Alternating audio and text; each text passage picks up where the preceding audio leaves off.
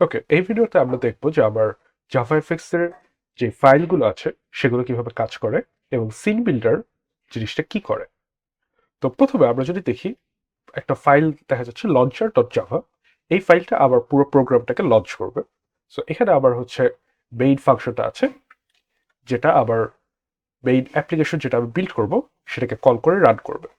আচ্ছা, এরপর আবার হ্যালো অ্যাপ্লিকেশন ডট জাভা নামে আরেকটা ফাইল আছে। এই ফাইলটা হচ্ছে আবার পুরো প্রজেক্টের প্রাইমারি স্টেজ। আচ্ছা, স্টেজকে একটু পরে বুঝতে পারবো। সো এই ফাইলটা আমার প্রজেক্টটা, এটাও অ্যাকচুয়ালি প্রজেক্টটাকে হচ্ছে রান করবে। ওকে, কিন্তু তাহলে আবার দুটো রানার কেন? কারণ হচ্ছে এখানে আমি যদি দেখি, এখানে আবার কোনো মেইন ফাংশন নেই। সো আবার একটা জাভা কোড রান করার জন্য একটা স্ট্যাটিক মেইন ফাংশন থাকা লাগে, যেটা কোনো অবজেক্ট ক্রিয়েশন ছাড়াই রান করা পসিবল হয়। ওকে, তো আবার লঞ্চারের যে মেইন ফাংশনটা আছে সেটা স্ট্যাটিক ফাংশন।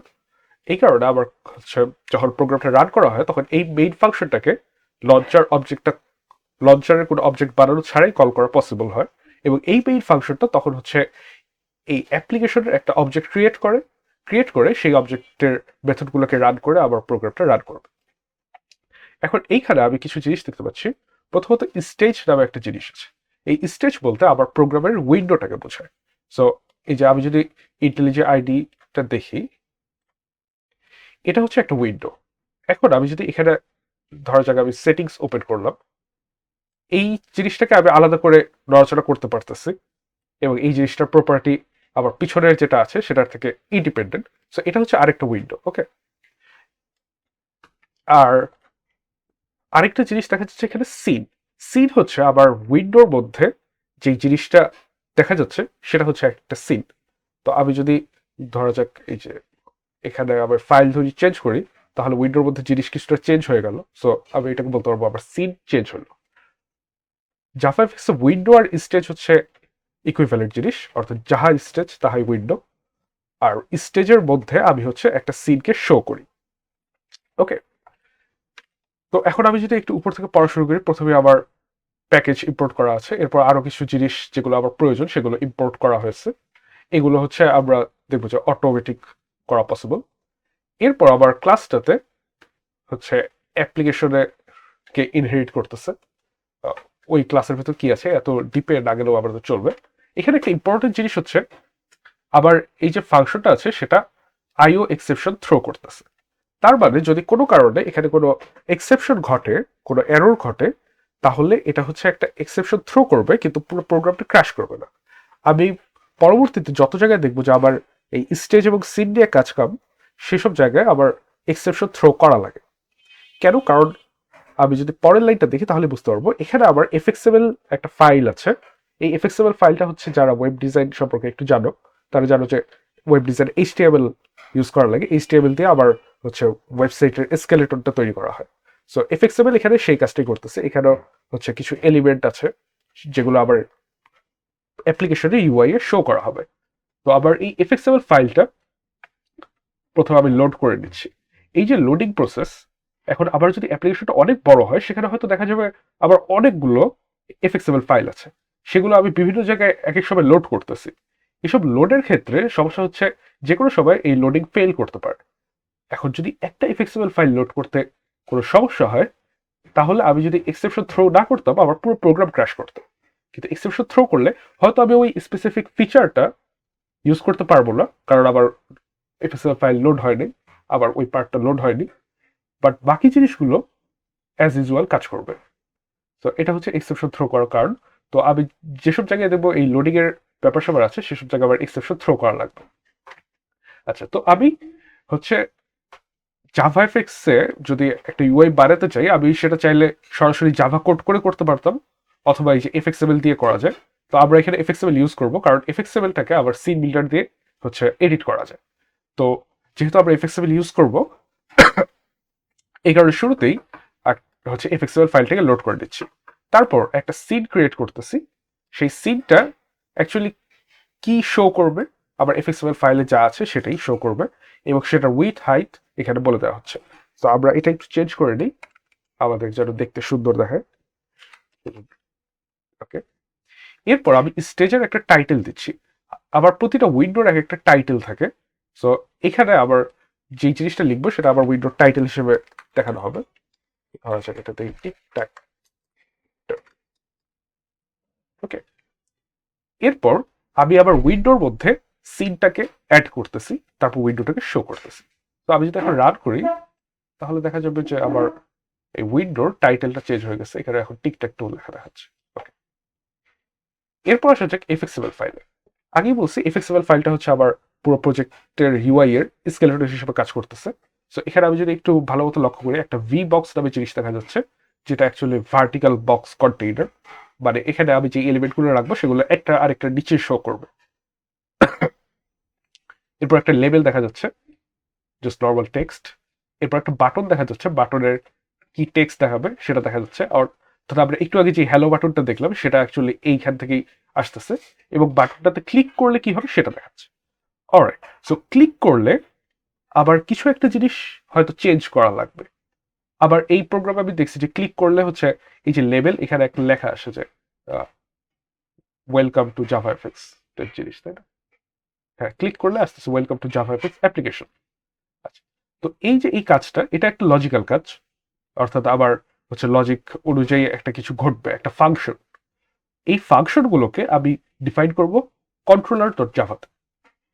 এইখানে আবার শুরুতে করতে হবে কি, যেই ফাংশনটা আমি এখানে লিখেছি সেই ফাংশনটা এখানেও লিখতে হবে, তার আগে @fxml লিখতে হবে। এটা লেখার কারণ কি? কারণ হচ্ছে আমি এই ফাংশনটা fxml ফাইলে ডিফাইন করছি, সেটা এখানে ইউজ করতে চাচ্ছি। এটা আমি কম্পাইলারকে যেন বোঝাতে পারি। আমি fxml না লিখলেও এটা সমস্যা করতো না যদি ফাংশনটা পাবলিক থাকতো। ওকে, যদি ফাংশনটা পাবলিক থাকতো তাহলে fxml ফাইল ওটা অ্যাক্সেস করতে পারতো। সো অ্যাজ ইউজুয়াল এটা কাজ করতো। কিন্তু যদি পাবলিক না থাকে, অন্য কিছু থাকে, ধরো যে প্রোটেক্টেড থাকে, তাহলে কিন্তু এটা এক্সেপশন থ্রো করবে এবং পুরো জিনিসটা রান হবে না। আচ্ছা, তো এখানে গুড প্র্যাকটিস হচ্ছে আমরা এফএক্সএমএল এর জিনিস ইউজ করার আগে সেটা অ্যানোটেট করে দিব, যেন আবার কম্পাইলার হচ্ছে পুরো জিনিসটা কম্পাইল করার আগেই বুঝতে পারে যে সমস্যা আছে নাকি নাই। আচ্ছা, এখানে দেখা যাচ্ছে আমি ওয়েলকাম টেক্সট নামে একটা জিনিসকে চেঞ্জ করতেছি। ওয়েলকাম টেক্সট কি? ওয়েলকাম টেক্সট আরেকটা এফএক্সএমএল এর এলিমেন্ট, সেটা হচ্ছে একটা লেবেল। ওকে, সো এখানে আমি দেখছি যে আবার যেই এলিমেন্টটা ছিল সেটার ট্যাগ ছিল লেবেল। সো আবার সেই লেবেল ট্যাগটা এখানে ইউজ করতে হবে। এখানে এটা একটা ক্লাস, যেহেতু আমরা জাভা দিয়ে কাজ করতেছি, সো সবকিছু এখানে ক্লাস অবজেক্ট এভাবে কাজ করবে। এরপর এই ক্লাসের যে অবজেক্টটা বানাবো সেটার নাম আর এই লেবেলের যে আইডি, এটা এক্স্যাক্টলি সেম হইতে হবে। যদি এক্স্যাক্টলি সেম না হয় তাহলে এখানে এরর শো করবে। আচ্ছা, এই আইডিটা দিয়ে যদি আমি একটা অবজেক্ট ক্রিয়েট করি, তাহলে আবার এই অবজেক্টটার বাড়ি হচ্ছে আবার ওই এফএক্সএমএল এর যে এলিমেন্টটা ছিল সেটা। এখন আমি সেখানে সেট টেক্সট নামে একটা মেথড কল করতেছি, এবং আমি কি টেক্সট সেট করব সেটা বলে দিচ্ছি। এই হচ্ছে কাহিনী। এখন এই যে লেবেল ক্লাস, এই লেবেল ক্লাসটা আবার নর্মালি এই ফাইলে থাকার কথা না, সেটাকে আবার ইম্পোর্ট করা লাগবে। সো আমি দেখতেছি এখানে আবার এটা ইম্পোর্ট করা আছে অলরেডি, javafx.scene.control.level। ওকে, সো এই হলো বেসিক ফাইলগুলা কে কি করতেছে। তার মানে হচ্ছে আবার মেইন কাজ এফএক্সএমএল ফাইলে আমি ইউআই ডিজাইন করব, আর কন্ট্রোলার ফাইলে আমি হচ্ছে লজিকগুলো ডিফাইন করব। ওকে, বাট আরেকটা কথা এখানে বলে রাখা ভালো, সেটা হচ্ছে আবার একটা অ্যাপ্লিকেশনে তো জাস্ট একটা উইন্ডো থাকবে না, হয়তো সেখানে মাল্টিপল উইন্ডো থাকবে। আবার একটা উইন্ডোতে আমি অনেক জিনিস শো করতে পারি, এক এক সময় এক একটা সিন শো করব। তাহলে আবার কোন ফাইলগুলো অ্যাকচুয়ালি আলাদা করে ক্রিয়েট করা লাগবে? ওয়েল, আমি স্টেজ বা উইন্ডোর জন্য আলাদা কোনো ফাইল ক্রিয়েট করা লাগবে না, আবার সিনের জন্য ফাইল ক্রিয়েট করা লাগবে। সো প্রতিটা সিনের জন্য একটা এফএক্সএমএল ফাইল লাগবে আর একটা কন্ট্রোলার ফাইল লাগবে। ওকে, এখন আমি এই সিনটাকে আবার এক্সিস্টিং উইন্ডোতে শো করলে জাস্ট সিনটা আপডেট হবে। আর যদি আমি নতুন একটা উইন্ডো ক্রিয়েট করি, নতুন একটা স্টেজ ক্রিয়েট করি, তাহলে নতুন একটা হচ্ছে স্টেজ আমরা পাবো। ওকে, সেটার জন্য আলাদা ফাইল লাগবে না। আর অ্যাপ্লিকেশন লঞ্চার, এই দুটো যেরকম আছে সেরকমই থাকবে আমার পুরো প্রজেক্ট জুড়ে। সেটা নিয়ে আমার হচ্ছে বেশি ঘাটাঘাটি করার তেমন কিছু নাই। সো আমরা যদি নেক্সটে কোনো সিন ক্রিয়েট করি, তাহলে আরেকটা ডট এফএক্সএমএল ফাইল বানাবো, আরেকটা dot controller dot Java file বানাবো। ওকে, এবার একটু সিন বিল্ডার কি কাজ করে দেখে আসা যাক। সো এটাকে আমি যদি সিন বিল্ডারটা ওপেন করি, আবার অলরেডি ওপেন করা ছিল। সো সিন বিল্ডারে আমি হচ্ছে ড্র্যাগ এন্ড ড্রপ করে ইউআইটা চেঞ্জ করতে পারবো। তো আমি যদি বাম পাশে দেখি, আমার বাম পাশে অনেকগুলো হচ্ছে অলরেডি বানানো এলিমেন্ট দেওয়া আছে। ধরো কন্টেইনারের ভিতর বিভিন্ন রকম কন্টেইনার আছে, এইচ বক্স, এরপর ট্যাব পেন, ভি বক্স। কন্ট্রোলের ভিতর আমরা দেখতেছি বাটন, চেক বক্স, অর্থাৎ যা যা লাগে সবকিছু দেওয়া আছে। ওকে, শেপের ভিতর বিভিন্ন রকম শেপ, এরপর টেক্সট, এসব জিনিসপত্র আছে। তো আমরা এগুলোকে চাইলেই ড্র্যাগ এন্ড ড্রপ করে অ্যাড করতে পারবো আবার ইউআই এ। ধরা যাক আমি একটা টেক্সট এখানে অ্যাড করলাম। এখন যদি আমি কন্ট্রোল এস চেপে ফাইলটা সেভ করি, তাহলে আমি দেখবো যে আমার এফএক্সএমএল ফাইলটা আপডেট হয়ে গেছে। এই যে এখানে একটা টেক্সট এলিমেন্ট চলে এসেছে। তো আমার সিন বিল্ডারের কাজ হচ্ছে এটি, আমরা সরাসরি এফএক্সএমএল কে এডিট করবো না, কারণ এটা এডিট করতে গেলে আবার আলাদা করে এফএক্সএমএল এর যেই সিনট্যাক্স গুলো আছে এগুলো জানা লাগবে। আমরা এই ঝামেলায় না গিয়ে সেটাকে হচ্ছে ইজি করার জন্য সিন বিল্ডার ইউজ করব। সিন বিল্ডারে আমরা হচ্ছে বাম পাশে এলিমেন্ট গুলোর পাশাপাশি দেখতে পাচ্ছি হায়ারার্কি নামে একটা জিনিস আছে। এই জায়গায় আবার হচ্ছে অলরেডি যে এলিমেন্ট গুলো অ্যাড করা আছে সেগুলো কোড অর্ডারে আছে, কে কার প্যারেন্ট, কে কার চাইল্ড, এভাবে দেখানো হচ্ছে। আর ডান পাশে আবার প্রতিটা এলিমেন্টের জন্য প্রপার্টি নামে একটা পার্ট আছে, লেআউট নামে একটা পার্ট আছে, কোড নামে একটা পার্ট আছে। আচ্ছা, প্রপার্টি হচ্ছে তার বেসিক কিছু জিনিসপাতি নিয়ন্ত্রণ করে। যেমন ধরা যাক এখানে হচ্ছে কি টেক্সট থাকবে, টেক্সটের সাইজ কেমন হবে, এরপর এইটাতে আমি কোনো স্টাইল অ্যাড করবো কিনা, অথবা কোনো আমি সিএসএস ক্লাস বা সরাসরি সিএসএস ফাইলও ইউজ করা যায় জাভা এফএক্সে, সেগুলো আমি ইউজ করবো কিনা সেটা এখানে ডিফাইন করা যাবে। লেআউট হচ্ছে সেই জিনিসটা আবার ইউআই এ ঠিক কিভাবে হচ্ছে শো করব। সো এখানে আমি মার্জিন, প্যাডিং, এরপর এটার উইথ হাইট এগুলো কন্ট্রোল করতে পারবো। এরপর সেটার এক্স অ্যাক্সিসের পজিশন, ওয়াই অ্যাক্সিসের পজিশন এগুলো কন্ট্রোল করা যাবে। আর কোড পার্টে হচ্ছে আমি এই জিনিসটাকে যদি ইন্টারেক্টিভ করতে চাই, তাহলে আবার যেসব জিনিস লাগবে সেগুলো দেওয়া আছে। সো ইন্টারেক্টিভ করতে গেলে আমরা সবসময় দেখবো যে একটা জিনিসকে ইন্টারেক্টিভ করতে গেলে সেটার একটা ইউনিক আইডি থাকা লাগে। যদি ইউনিক আইডি না থাকে তাহলে আমি জাভা কোডে তো বুঝবো না যে আমি অ্যাকচুয়ালি কোন জিনিসটাকে সিলেক্ট করতে চাচ্ছি। তো সেই আইডির জিনিসটা এখানে এফএক্স আইডিতে থাকবে।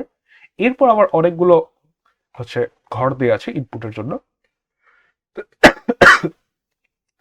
এই ঘরগুলোতে আমরা হচ্ছে ফাংশনের নাম লিখতে পারবো। সো ধরা যাক এখানে অন ড্র্যাগ ডিটেক্টেড, এখানে যদি আমি একটা ফাংশনের নাম লিখি, এই ফাংশনটা তখনই কল হবে যখন আমার এই এলিমেন্টের উপর কেউ ড্র্যাগ করবে। সো এরকম করে অন কি প্রেসড, অন মাউস ক্লিক, এরকম যত রকম ইভেন্ট ঘটা পসিবল মোটামুটি সবগুলোই দেওয়া আছে। এখানে আমি যদি একটা ফাংশনের নাম লিখি, সেটা আবার হচ্ছে এফএক্সএমএল ফাইলে চলে যাবে। এখন ওই ফাংশনটাকে আবার ডিফাইন করতে হবে কন্ট্রোলার ফাইলে। ধরো যে এই যে টেক্সট যে এলিমেন্টটা আছে, এটাতে হচ্ছে আমি যদি একটা জাস্ট ফাংশন লিখি, আচ্ছা অলরেডি একটা ফাংশন লেখা আছে অন হ্যালো বাটন ক্লিক, যে ফাংশনটা আবার হ্যালো বাটনে কাজ করতেছে। আমি সেম ফাংশনটা এই টেক্সটের উপর যদি ইমপ্লিমেন্ট করি, তাহলে এখন হ্যালো বাটনে ক্লিক করলে যা হতো টেক্সটে ক্লিক করলেও তাই হবে। চলো সেটা টেস্ট করে দেখা যাক। ওয়েল ইয়া, এইভাবে আমি হচ্ছে লজিক পার্টটা হ্যান্ডেল করতে পারবো। তো এই ছিল মোটামুটি আবার জাভা এফএক্স এর বেসিক ফাইলগুলো আর হচ্ছে সিন বিল্ডারের লেআউট। আমরা নেক্সট ভিডিওতে আমাদের টিকট্যাক টো প্রজেক্টটা বিল্ড করা শুরু করবো।